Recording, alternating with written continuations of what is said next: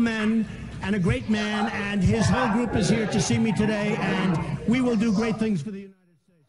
Menteri Sekretaris Negara Pratikno mengatakan bahwa Presiden Joko Widodo hingga kini belum menanggapi terkait kemunculan dua orang pimpinan DPR Setia Novanto dan Fadlizon yang hadir dalam konferensi pers bakal capres Amerika Serikat Donald Trump.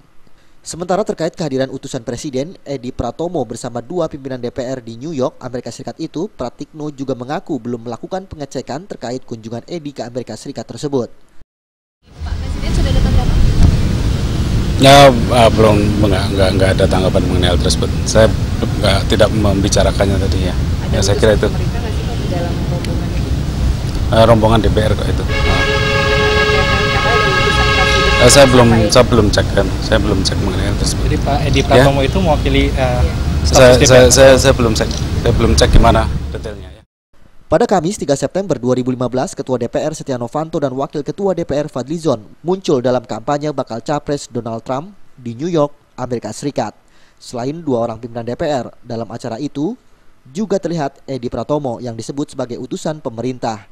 Sebelumnya, berdasarkan pemberitaan di media online, Kepala Staf Presiden Teten Masduki telah membantah kedatangan Edi sebagai utusan Presiden. Teten mengakui utusan khusus Presiden bidang kemaritiman itu pergi ke Amerika Serikat untuk memberi nasihat kepada delegasi DPR perihal batas wilayah Indonesia-Malaysia. Dari Jakarta, Linda Puspitasari dan Wayan Agus melaporkan.